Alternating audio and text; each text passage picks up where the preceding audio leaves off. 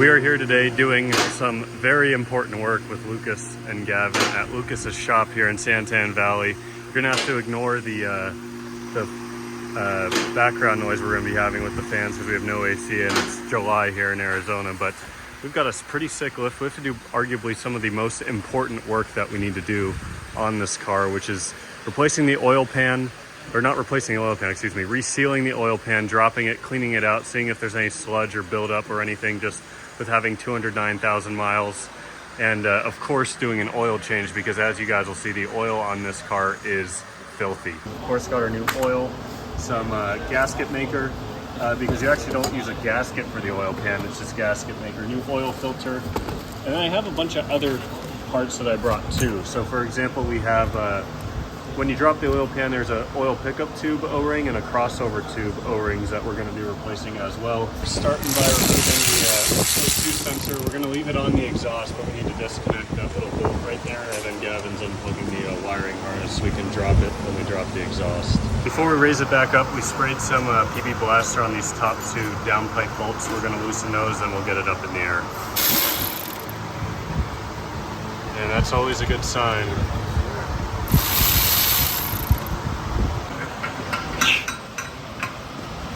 Look at that, downpipe is out. We gotta feed the second O2 sensor. Look at that. Great work.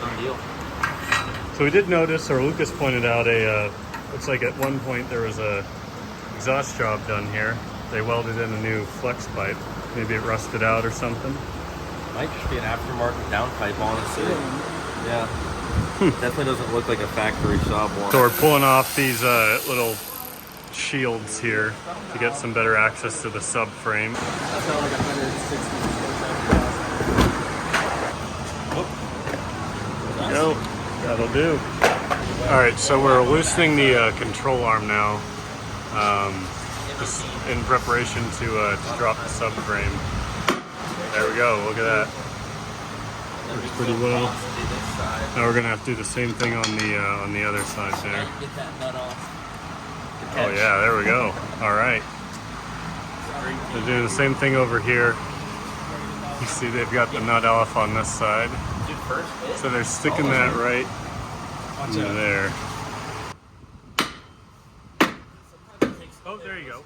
So instead of using a something to support the engine across the top, we're using one of these guys here on the transmission. And so Gavin and Lucas undid the two 17s for the rear motor mount right here. And so now we need to release. Is it just 4 bolts you said? There's actually 6 bolts. There's 6. 2 in the control arms on either side. There's an 18 millimeter here in the center. And then there's 2 16 millimeters in the front. It looks like someone replaced that one, but... Gotcha, so 6 bolts to get the subframe out. Yeah. Nice.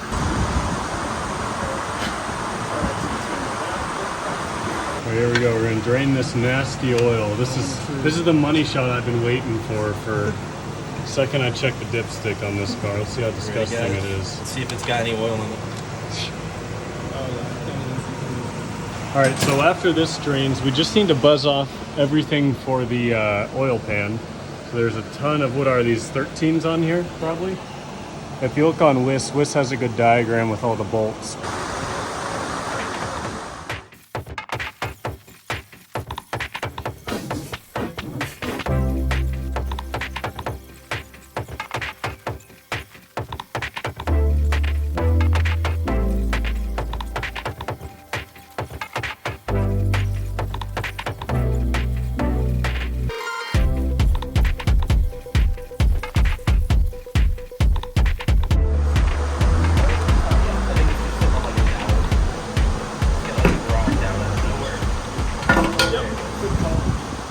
Lucas was saying this looks pretty good to him. I mean, it's obviously a little dark under here, but for 210,000 miles, we're not seeing any sludge yet. So we're gonna pull off this little baffle cover now so we can replace the, God, just got oil in my hair, so that we can replace the pickup tube O-ring. And then we have the 2 O-rings for this crossover tube right here as well. That's not too bad, but what's that down there? Timing chain guides. Uh-oh. That's not good. That's part of the timing chain guide, huh? Oh Has it been replaced no. before? Well, I don't think so. Uh-oh. Stay tuned, guys, for the next episode. That's not good. I would have rather seen sludge and no timing chain guide pieces. We're gonna bust these last two bolts off, and yeah, we've got these two little timing chain guide pieces that Lucas is telling me is a little bit easier to do with the engine out. So that might be a long-term job. But like you said, you think it's running fine, right? Yeah, it should be fine. So we'll probably just send it for now. But good news is there's no sludge. I mean, for 210,000 miles, could look worse. There's a little bit of crap in that pickup too, but Right. I mean, it's doing its job, right? It's not clogged. So a little bit of just debris in there, I guess. Could be worse, right? Definitely could be worse. Is that another guide? There's another. Those are probably all little guide bits down there. Our next job is going to be replacing that O-ring, replacing the two O-rings up there, and then getting this all cleaned out, the mating surface clean. Then we'll be using some Loctite 518 to reseal it. So we also noticed that the oil pan appears to have been JB welded at some point. So if anyone has a B204 oil pan, part number right here, let me know. Gonna get this all cleaned up. We got to swap out the oil filter as well, and we'll go ahead and get this thing reinstalled with the new O-rings and everything. Pickup tube O-ring has been replaced. Everything has been super well cleaned out. Surface is prepped and good to go. So Lucas is just putting down the gasket maker now. And we've got a few spots up here. If you've ever done an oil pan, you know there's always some spots where gasket maker oil just keeps on coming. So we're gonna try and keep those areas dry the best we can. New oil filter is on as well. And we're just about ready to get this guy in and then torque him down to 16 foot-pounds.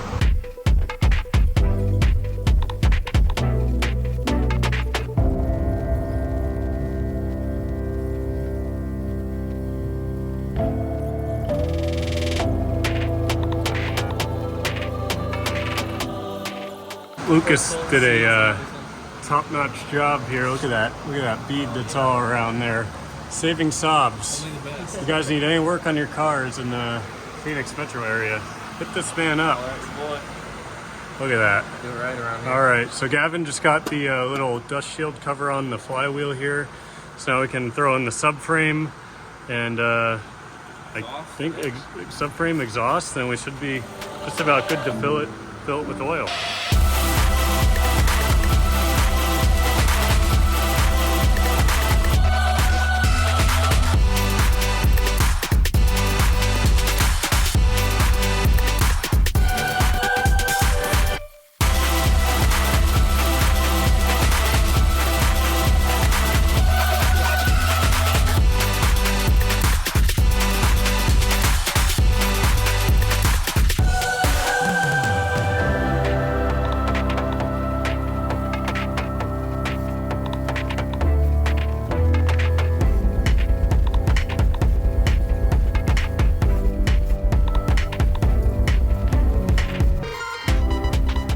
All right, it's got to do the O2 sensors and we can drop it down.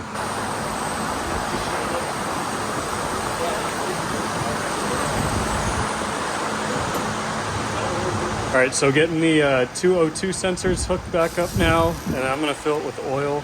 We're running 5W40 here. It looks like typically you put about 4 quarts in these, but since we dropped the pan, we're probably gonna need to do a little more. I'm gonna start with just 4 quarts to be safe.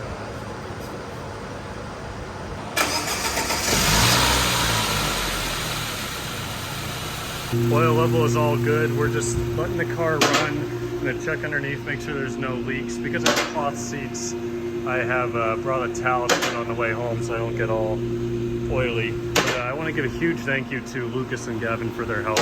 Both their Instagrams are on the screen right here. If you need any help with your Saab, hit up Lucas, Saving Saabs. The guy is an amazing resource to our community. Even if you're not in Arizona, I mean, he had a guy yesterday just come from New Mexico to do some work on his car. So great guy, definitely give him a follow if you're not already. And I think that just about wraps up this video.